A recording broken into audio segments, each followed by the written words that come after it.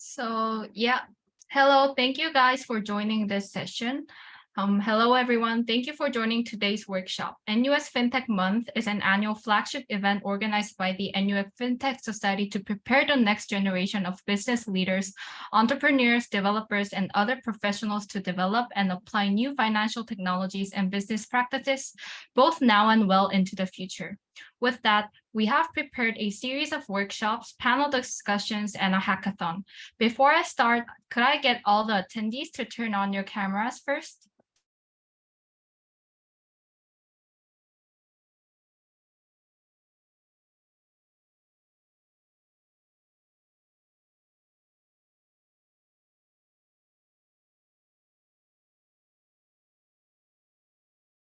Okay, so in today's workshop, we are happy to have Vane, Trade Desk from Bit Data Exchange, and Tom, Director of Sales, Asia Pacific and Europe, Middle East, and Africa from Merkle Science. To give you a short biography of Vane, Vane first entered the financial markets as a retail FX trader in 2008 and found success where many floundered. Among his skills are the ability to develop trading strategies, charts reading, risk management, as well as market analysis. In recent years, blockchain technology and cryptocurrencies' rise piqued his interest and drove him to move on to the crypto industry. With that in mind, I will now pass my time over to Vane first, who will share more on the topic Gateway to Web3 Compliance and Security. Vane, can you please share your screen?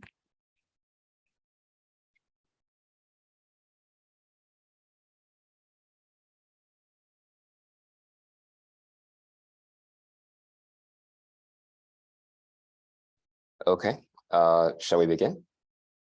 All right. Good evening, everyone. My name is Vane, and I oversee the trade desk and trading operations at Bit Data Exchange. I was a Forex and precious metals trader for more than a decade.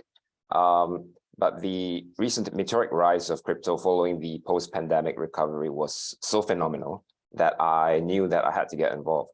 So which better way than to plunge myself off the deep end? So I decided to go straight into the industry. Now, it helped tremendously that I was also a bit of always a bit of a degen. So as in the Wall Street bets, 4chan kind of degen. So the meme-based culture that is among the crypto natives has been nothing short of lovely. So that's my short introduction. Now let's move on.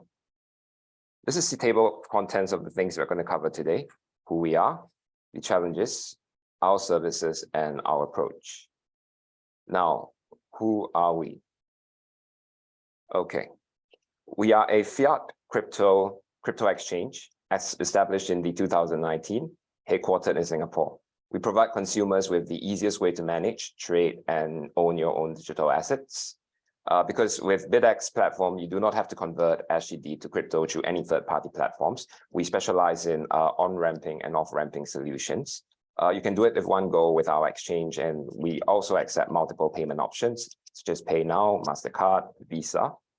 We are currently regulated by the MAS, the Monetary Authority of Singapore. We received an exemption status under the Payment Services Act. Our goal has always been to bring true security and compliance into the crypto industry by working closely with MAS to protect the integrity of the digital asset ecosystem. And this is to uphold the anti-money laundering and combat financing of terrorism policies. Now, our focuses are on regulation, security, and technology. Now this, our solution, the gateway to Web3.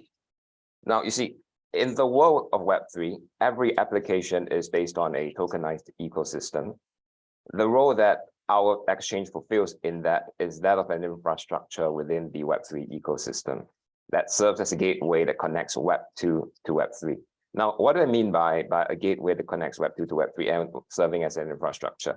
Now, you see, to be able to do any commerce in Web3, to be able to participate in anything in that, you have to understand that, first of all, every protocol has its own, what runs that protocol is its own token.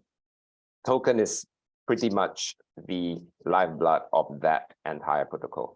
So now, in order to get that token, you will need to have an avenue to convert your fiat into cryptocurrency.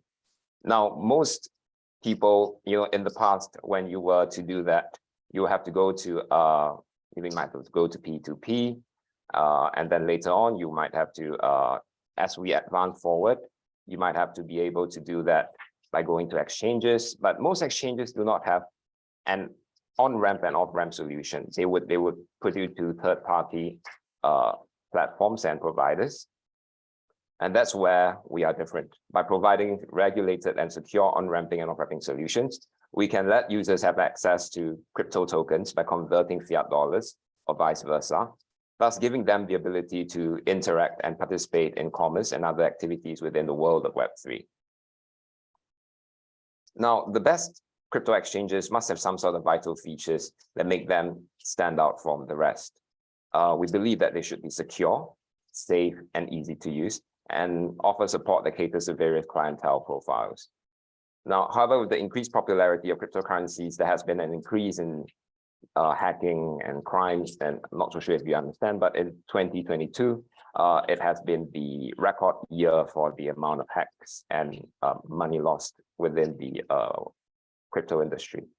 Now, with that is why we have Merkle Science to share with you later on how crypto exchanges can be made more safe and secure for their users with a more prudent approach.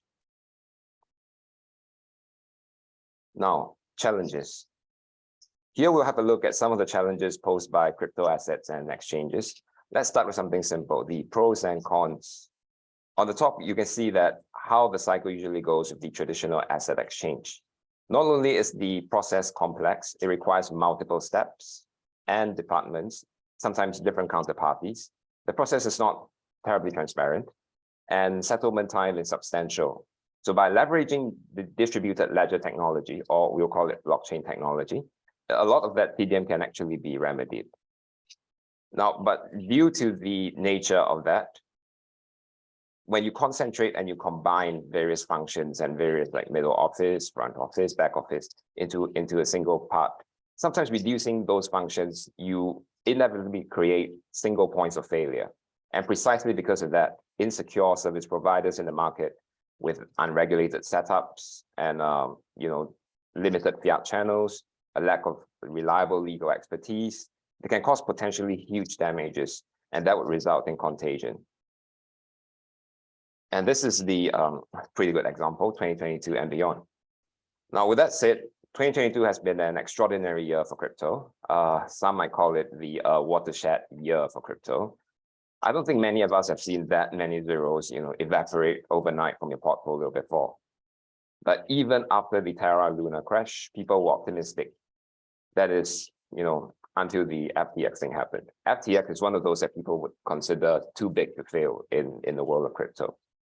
Now, what does that tell us? You see Gary Gensler down here, right? You'll be hearing a lot from him and the SEC this year.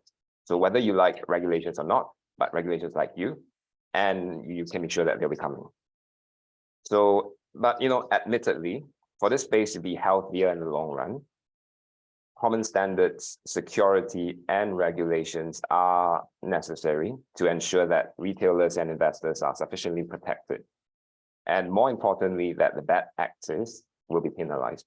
Only then that there will be transparency, a more defined set of rules and standards, will the entire crypto space be able to move forward from all these problems and then grow and inspire confidence and more adoption, and also importantly attract institutional money as well.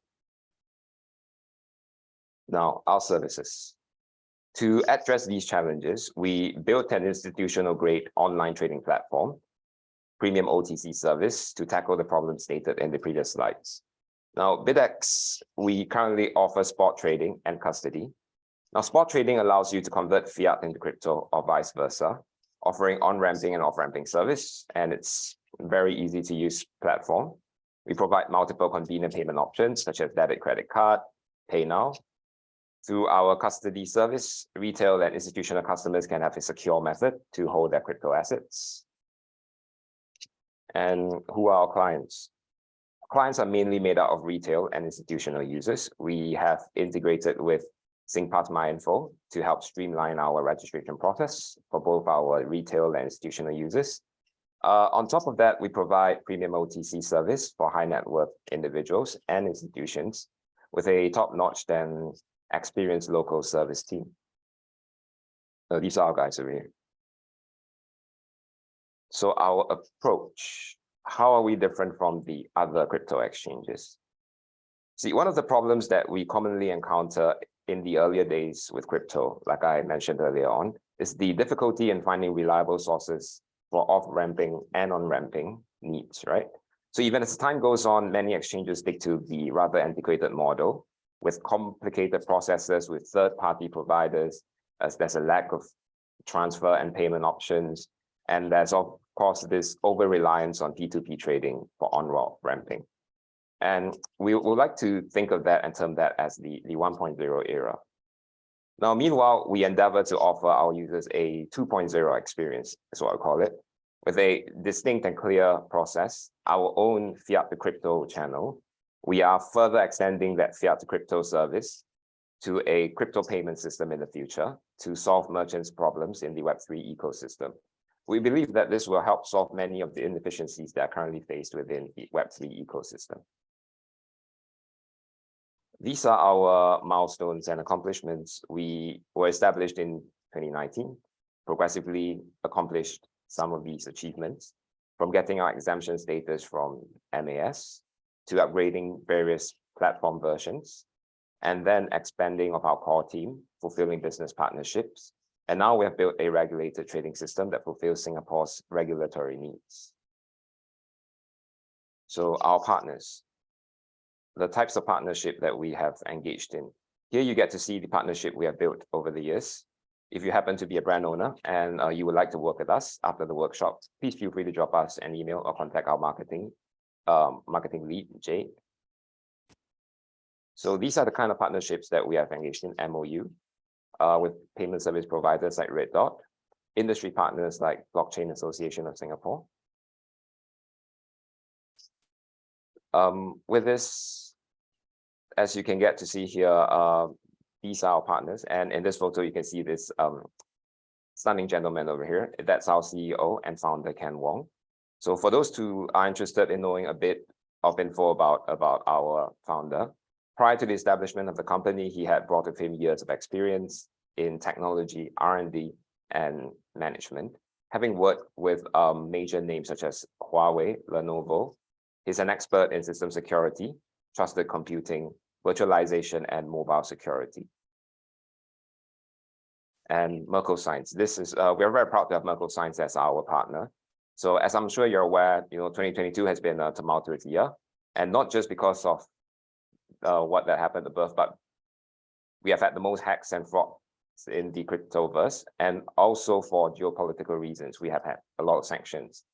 So we have to observe by those sanctions, and without a reliable solution that Merkle Science has provided, it would have been almost impossible for us to do our necessary due diligence and transaction monitoring to fulfill our regulatory obligations. So this is a big shout out to them. Thank you very much. Now, this is the exhibitions that we have actually participated in. This is the Singapore Blockchain Week of 2022. This is the Singapore Business Show of 2022.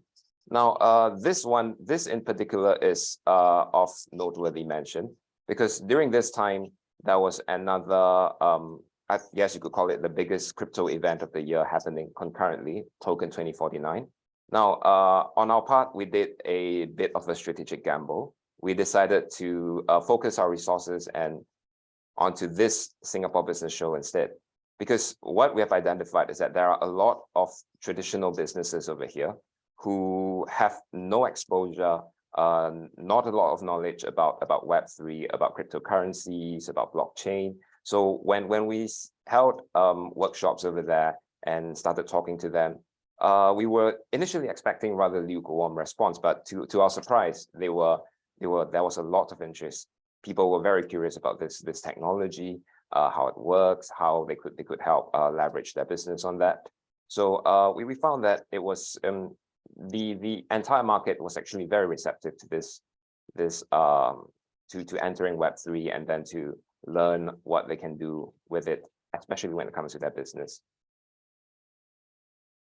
So this is the Singapore FinTech Festival that we have participated in as well. And that's all I have for now. Thank you very much.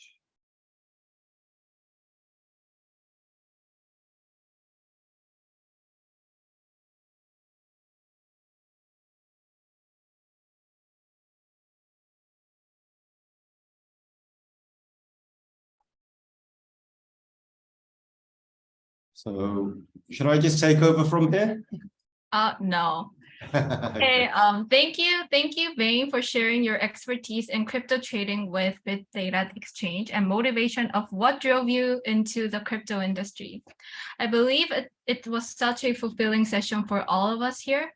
So our next speaker is Tom from Merkle Science. So I'll give a brief introduction of his biography.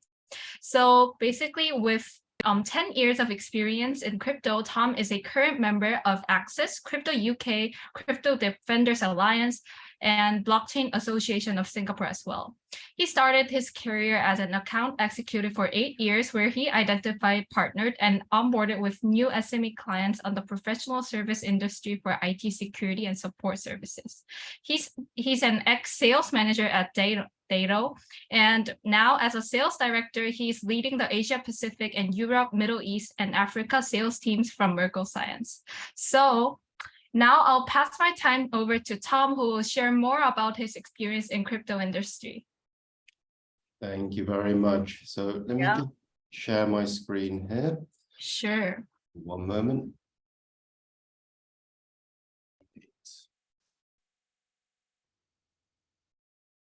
Great. Can everyone see that okay? Yep, I can see it clearly. Perfect. Thank you very much. So look, everyone, thank you very much for welcoming us to the session today. It's been a pleasure to be here. And Vane, thank you very much as well for your piece on Bit Data. So just to give everyone a quick bit of background, Merkle Science, we're a Web3 risk and compliance platform. We're actually born out of Singapore. Our directors or our CEOs, so for instance, my colleague Ragung and our co-founder Nirmal actually met at SG Innovate, where we went through an initial incubator program. But just to give a little bit of historical context, our CEO used to work for Luno on the business development side, setting up different entities all around the globe. But what he found out was the fact that trying to get a crypto exchange registered and licensed was actually very difficult. And every other week, their bank accounts were getting shut down. So he thought there must be a better way of mitigating risk for crypto businesses. Our CTO, Nirmal, used to work for PayPal on their fraud analytics team, but admittedly on his end, being a massive crypto nerd, noticed that there was a lot of fraud impacting the system. And so thought there's got to be a better way where we can take traditional finance or fiat type solutions and develop them for the crypto world. So just a little bit about me to add on to that. Yes, I've been in crypto for 10, probably 11 years now, I think. But basically my sales background is RegTech and enterprise compliance and RegTech solutions. So I've actually been around crypto, I think just when Bitcoin, let's say a bull run was maybe $10, $15. So I've seen a lot of the good stuff, but also a heck of a lot of bad stuff happen. So combining my professional sales background with my interest in crypto, this actually led me to Merkle Science, where two of my very close friends in Singapore actually had, I think, 275 BTC stolen from Mt. Gox. So in wanting to further my professional interests, as long as my side interests as well, that made me join Merkle Science. So for me, it's making sure that retail investors, which maybe there's a few of them on the call today, are adequately protected in terms of rug pulls or businesses going down overnight, such as FTX, but also ensuring companies like Bit Data have the right innovative solutions to, one, help them stay ahead of the regulators, but two, ensure that they can still innovate in their field without having regulatory requirements hold them back.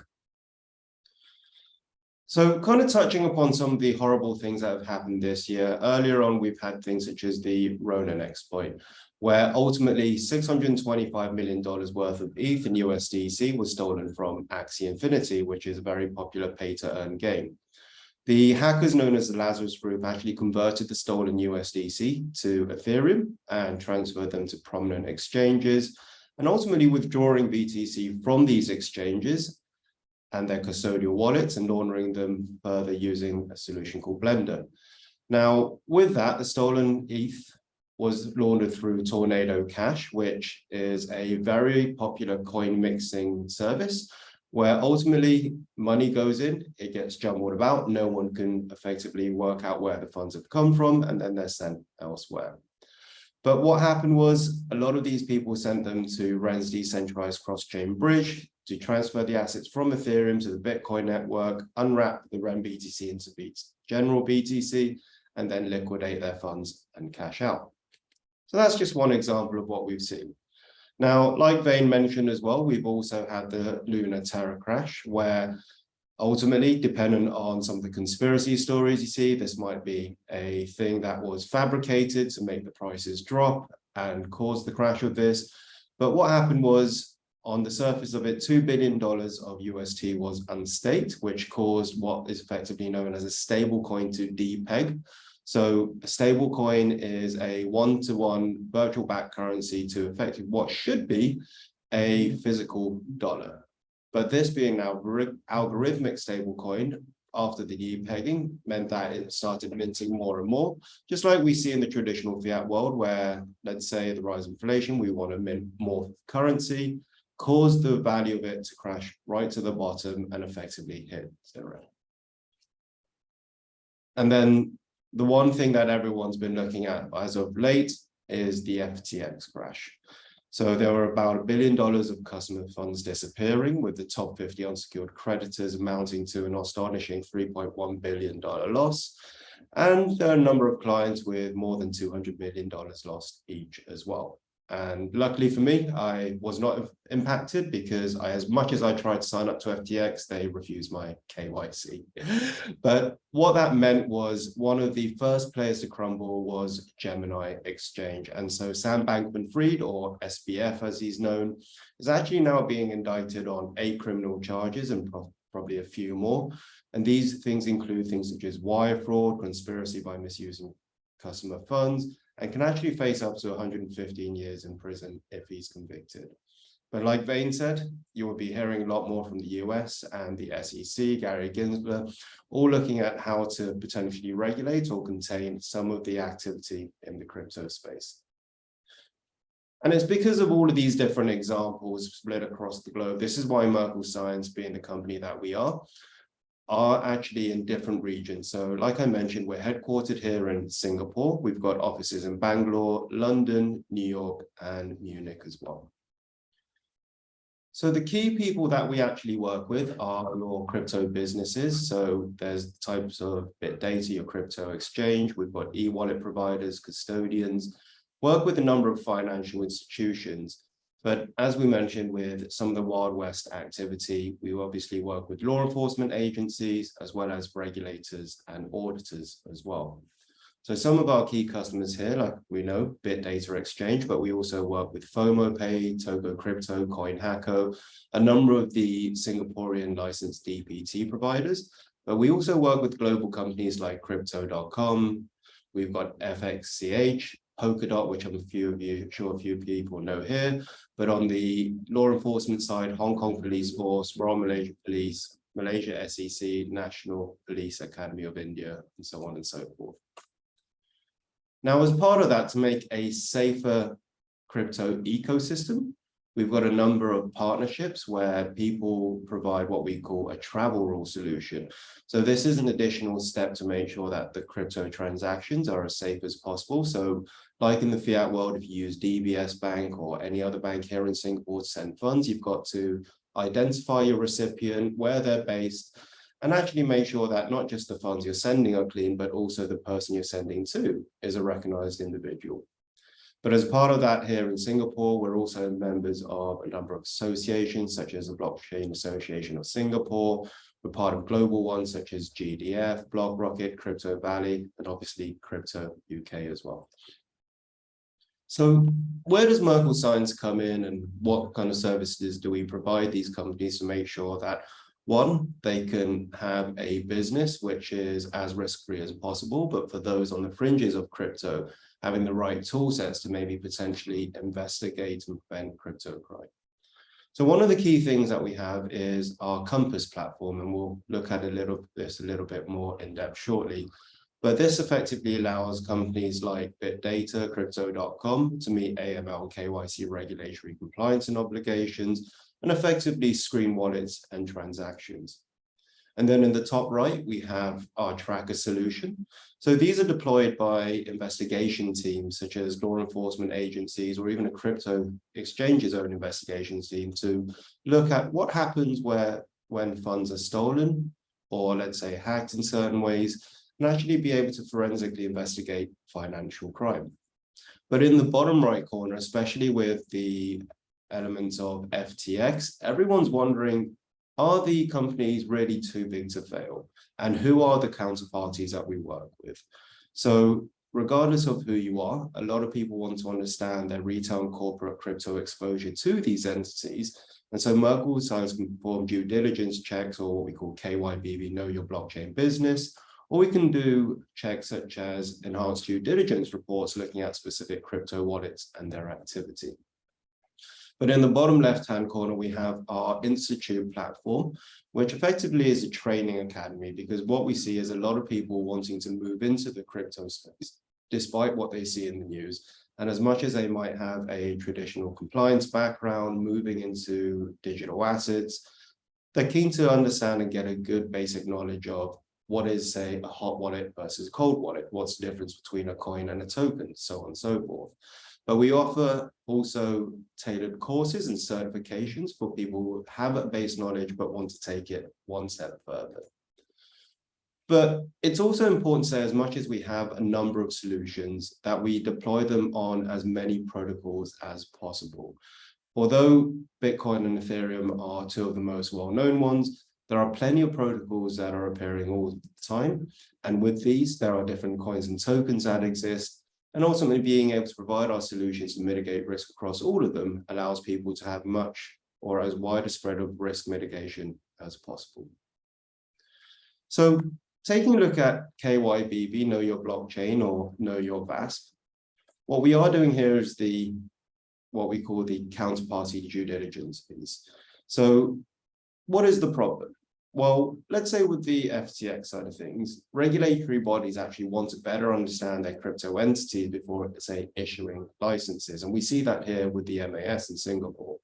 But as part of that is, how do regulatory bodies actually assess these risks when, let's say, the crypto knowledge isn't necessarily as much as they want?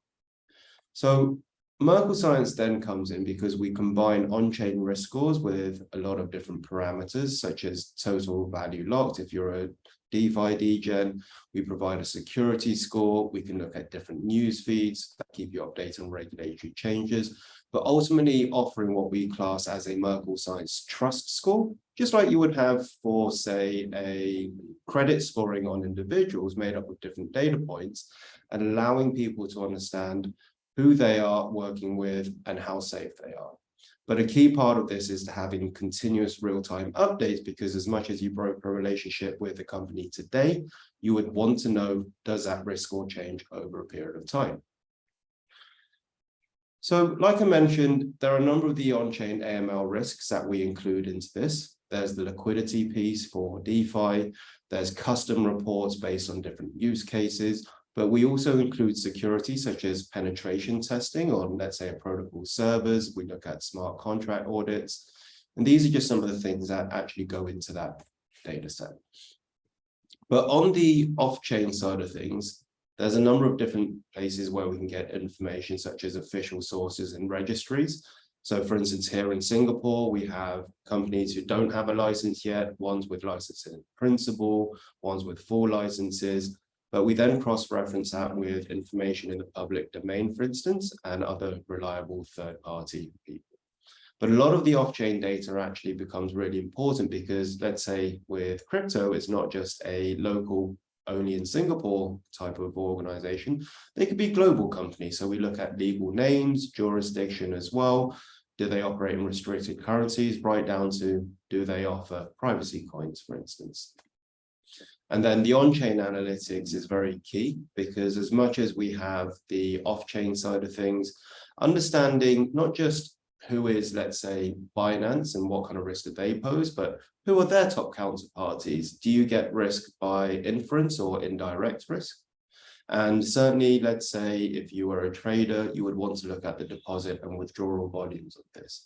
But again, there's quite a few different metrics that we can look at, which all goes into the on-chain side of things. Now, with this, and especially, let's say, with FTX and a few other scenarios that I can think of, one of the key data sets is proof of reserves. So we've seen a number of exchanges, such as Crypto.com, KuCoin, a few others, so on, actually come forward and say, hey, we have the money that we say that we have, and we can prove this on-chain. And they work with companies like Merkle Science to provide a level of transparency to the customers, because ultimately an exchange thrives on the number of customers and the number of transactions going through it. And if they can prove that they are legitimate and they can actually provide funds to their customers when they withdraw, then this is the piece that builds additional customer adoption as well. Now, the proof of reserves plus proof of liability typically means proof of solvency. So you're working with a good business. And there are different levels to this, where, let's say, with level 1, like I mentioned, these exchanges will self-report and verify. But as part of that, we also look at proof of ownership done by the entity or VASP as well. So actually signing a transaction, for instance, to verify administrative access to wallets that they claim that they own. But taking that one step further, Merkle Science can actually help with Merkle root tree verification and solvency for the clients as well. But like with everything, it always needs to be continuous. So being able to have daily or weekly proof of reserves reporting is absolutely critical to make sure that that trust with who you're working with is still there. So taking this a little bit more granular in terms of what we class as Compass or transaction monitoring, for instance, Compass simply stands for Compliance as a Service. And this is one of the platforms that BitData utilize. Now, when it comes to transaction monitoring, legacy providers or people typically think you just need to screen your wallet or address against a massive database of bad actors, which is true. However, one of the issues is, as you can see, we're forever adding, let's say, over 1 million plus addresses on a weekly basis to our platform, very simply because if a criminal knows that their wallet is already tagged, it's easy to go out, create 1, 10, or even 100 new wallets, which are what we class as undetected risk. And that becomes a massive problem for exchanges. So how does Merkle Science help to detect and investigate and prevent these illicit activities? Well, we go one step further and we look at what we call behavioral analytics. So one of the examples that I kind of use from the fiat world to bring this to life is, you can probably tell by my accent, I'm not natively Singaporean. I do happen to live here now in the East Coast, but I grew up in the UK. So when I have my HSBC credit card, they have a great understanding of what my average spend pattern is on my credit card, where I spend it, the average dollar amounts, maybe from my bank account, who do I send funds to. But when I actually moved over to Singapore and I had to use my credit card and pay in SGD, I had to buy furniture for my condo, I had to buy a lot of different things for the apartment that I live in. The first thing they did was actually lock my credit card down and said, hey, it looks like there's suspicious activity going on. And we effectively do the same thing here on the crypto space. So we allow people to create what we class as highly customizable rules, which look at what are the bad things that might appear on chain that matter to the users who use Merkle Science, and actually give them specific risk notifications of these. So effectively creating a full policy, which they can demonstrate to regulators, let's say the MAS, that they're following rules around who they can and can't send funds to. So the obvious ones are obviously darknet, terrorist organizations, drug marketplaces, but some of the softer metrics might be gambling entities, where Singapore gambling is highly regulated. Let's say there's a crypto company out in Las Vegas, Nevada. They don't see it that way.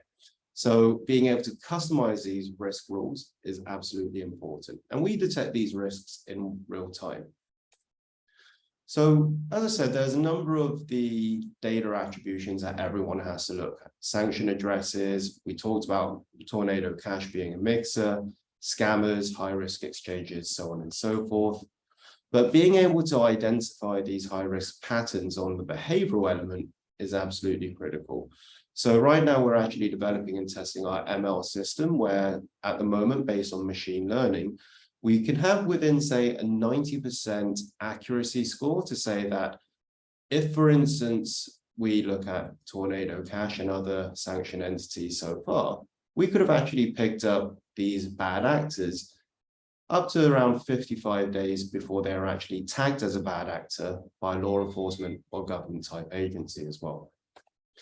And as an example of this, from a global perspective, we've got the Financial Action Task Force who have what we class as red flag indicators. So bad things that exchanges need to look out for. But really, where Merkle Science excels is the fact that not only do we have the customizable alerts, but we have a full case management system, because to remain compliant, you want to be able to automatically visualize and track flow of funds, create a case note, but ultimately have a full audit trail of how the companies who use our platform looked into the risk, made decisions, and ultimately what did they do thereafter in terms of either allowing that user of a potential bad wallet stay on because it was within their risk appetite, or maybe offboard them. But we have exportable reports, which if you needed to submit it to a regulator, you can do so.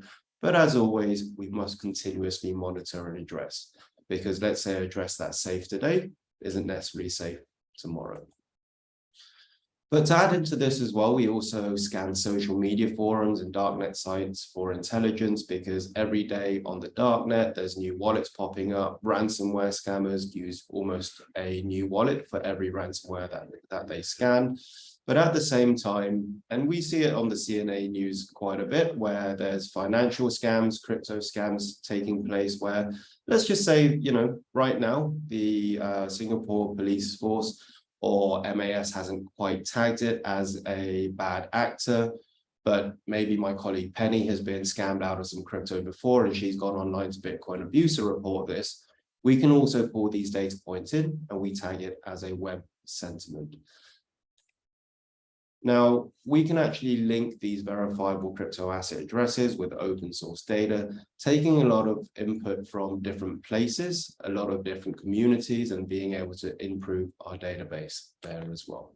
So this is what we do on the day-to-day compliance side of things. So if you've signed up to an exchange like CoinHacko, for instance, and your whitelisting address, that absolutely gets run through our system to make sure the address that you're trying to whitelist hasn't been associated or tagged with any criminal activity. Now, what happens when funds get stolen, or let's say you are potentially a criminal? This is where law enforcement agencies or investigations team deploy our Tracker platform. So Tracker, it's effectively a visualization tool that allows you to conduct forensic audits on crypto wallets. You can actually visualize the flow of cryptocurrencies between known entities across different blockchains and create a very simple dashboard of how things are linked together. So if you've ever used a block explorer like Etherscan and you just scanned a transaction, it just goes from A to B. And if you wanted to use that for investigation purposes, going from A to B, then B to C, and C to D, it's very difficult to follow what's actually happening. So being able to visualize this is absolutely critical. So the way Tracker helps investigations is, like I said, it helps people visualize what's going on the blockchain, but it also allows LEAs or law enforcement agencies to identify the exit nodes and crypto criminals. So ultimately, if we can see funds passing through an exchange, the law enforcement agency would actually contact the owners of that exchange with a dashboard like I just showed you and say, hey, we can see funds coming in here. They might belong to some kind of scam, some kind of hack, for instance. Please, can you provide us with the KYC details and actually identify the owner of said wallet? But like in the bottom right, it says being able to make your case. With all the analytics, the visuals, and support from people like Merkle Science, we can actually help people say undeniably prove that funds have gone from one place to another, and actually help people recover funds in certain instances as well. Now, to give you a good use case of when we deployed this, back in 2020, there was a Twitter hack where a number of different Twitter profiles were hijacked by bad actors. And effectively, whether it was Joe Biden, Barack Obama, plus a few other sports stars and a number of other people, they all sent out a similar message saying, if you send funds to this address, we will be doubling these funds, and you only have 30 minutes to do so. So once we knew that something dodgy was happening, we were able to trace the funds using the tracker tool by searching, one, initially for the address, but two, monitoring all the transactions addresses involved separately. And what we ended up was a great visualization of the flow of funds from all of the transactions involving the origin as well. So within a few minutes, what we actually found was that incoming funds from user accounts at, say, Binance, Bitflyer, Zappo, so on and so forth, were being sent to a specific wallet. The hacker then moved funds that were to wallets that were controlled by them, located at Coinbase, Kraken, WazirX, Paxful, so on and so forth. But like in a lot of criminal situations, they end up at coin mixers, because the coin mixers, people tend to think that it obfuscates where the source of funds are coming from. So the easiest way for those who might not know what a coin mixer is let's say you've got 10 $1 coins in your pocket, and you put another one in there, you jumble it all up, and then you take another one out. It might not necessarily be the same coin that you had, and you don't know the path that it took in your pocket, but when you withdraw, you end up with $1. So it basically just jumbles and mixes up the paths and it obscures the source of it. But ultimately, when we were able to do this, we plotted out a great chart to be able to help law enforcement track these funds. And without the use of something like Tracker, the process to do this is very time-consuming, expensive, and often inaccurate. So once you do have these information, it's also hard to share that as well. Imagine if you're using Etherscan, how would you actually share all this with a number of, multiple screenshots and piece that together as well? But alongside that, current tools are not powerful enough to actually examine links between multiple address points in parallel. There's also no flexibility to track these across specific entities, such as exchanges, OFAC banned countries, as well as darknet. And this is why we say Tracker was a great tool, because within minutes, we could identify all of the bad actors there. So with that, hopefully that's given everyone a very good view of who Merkle Science are, what we do with crypto exchanges such as BitData, Crypto.com, CoinHacko, so on and so forth, but how we actually help law enforcement agencies, regulators, as well as other businesses who have an interest in crypto compliance and safety as well. So with that, thanks very much for your time. Really appreciate it. Feel free to reach out to me or contact me if you do have any questions as well. Thank you very much. Okay, thank you so much, Vane and Tom, for sharing your expertise and experiences in bit data exchange as well as Merkle Science. It was actually really interesting to know how you use different mechanisms to actually manage risks against high-risk activities and protect from cyber crimes. So since we actually have a bit of time left, we would like to move on to the Q&A session. So if you have any questions, feel free to unmute yourself or type down your questions on the chat box to ask Tom and Vane.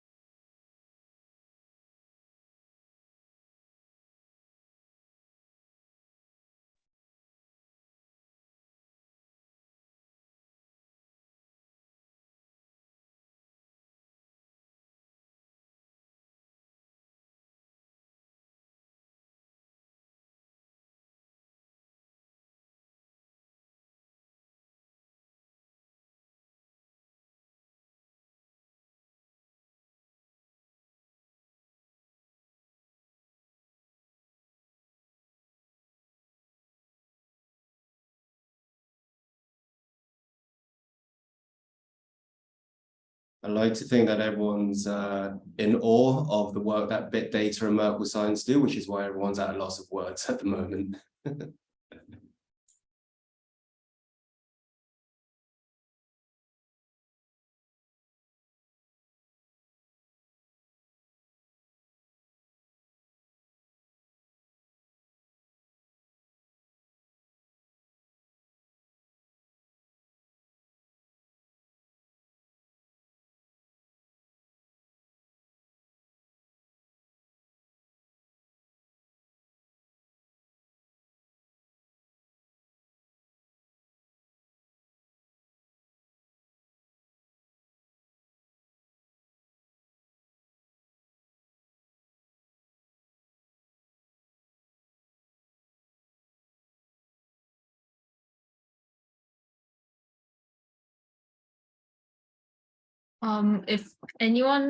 If no one have any questions, I would like to ask for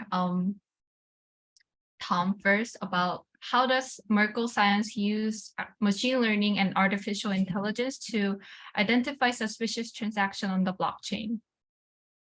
Oh, thanks very much for that. So we're actually utilizing machine learning at the moment to drive our behavioral analytics portion of our compliance tool. So kind of like what I touched on in the, I guess, soliloquy that I had prepared.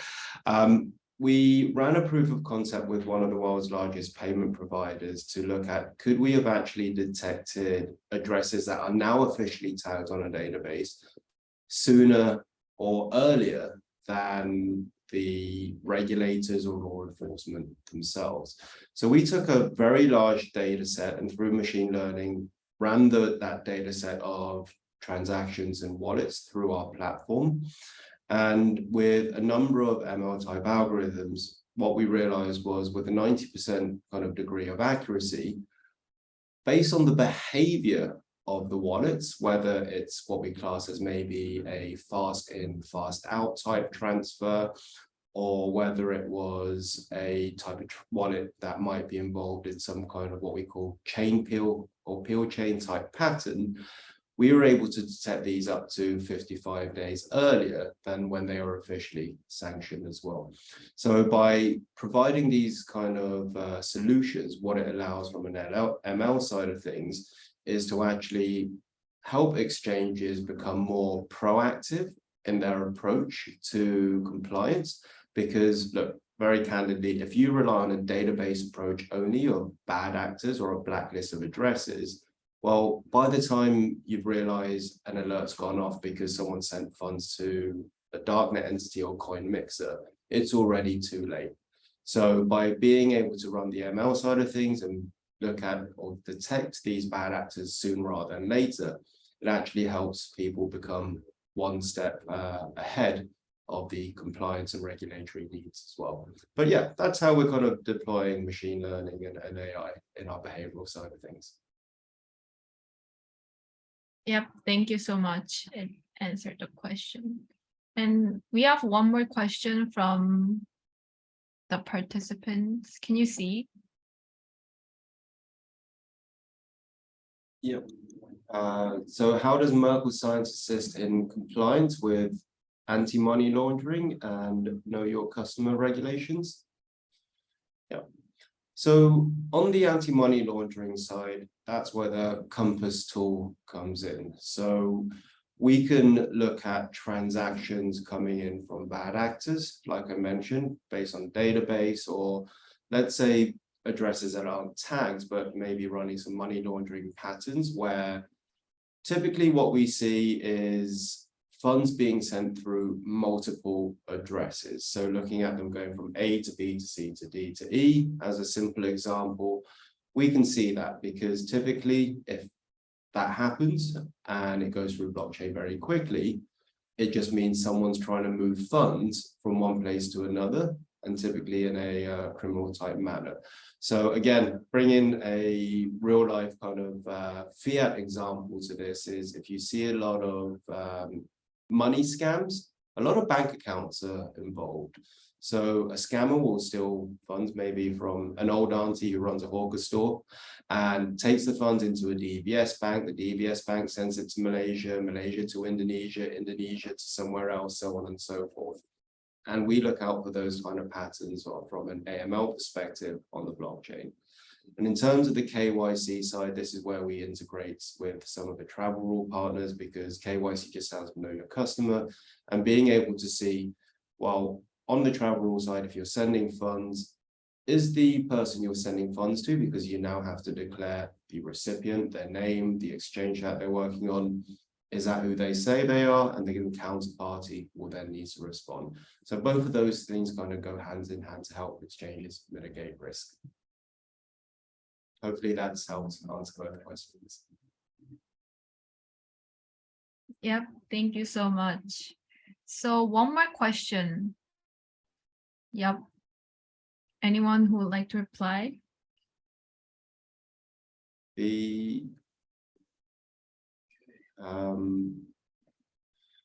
Like to understand the level of machine learning integrated into this and the tracking system for this scenario. So if you're going to push me on the technical side, I'll be totally candid. As sales director, I'm great at pitching, so thanks very much for the first comment.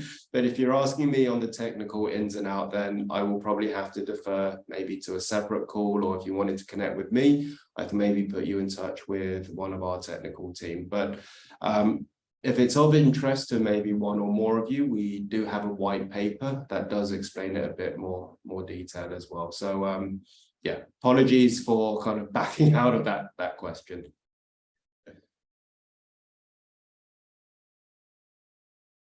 That's part two. So it's for both. Yeah, happy to connect. So yeah, it's for both. It's for money laundering on a mass scale, but we can also do it on a micro money laundering type scale. So for us, all of the platforms where we track transactions, there's basically a very sensitive algorithm. So let's say, it's 0.00001% of a Bitcoin that might potentially be tainted, or part of an AML scam, a money laundering scam, then we can definitely pick that up. But one key thing for, let's say, some exchanges, well, that such a small percentage might actually be within their risk appetite, and it doesn't really matter to them. So as an instance, with an OTC desk where transactions each time are maybe 50,000, 100,000 and above, but 0.00001 of Bitcoin is so negligible, they can actually use our platform to set certain thresholds to ignore an element of that, and then have that not appear as what we class as a false positive on their platform.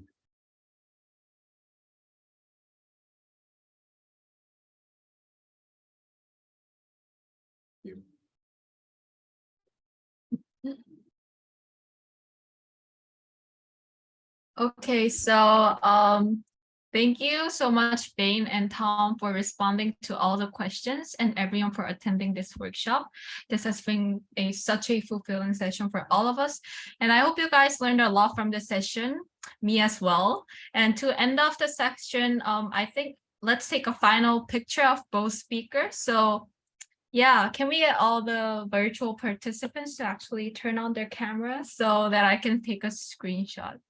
Yep.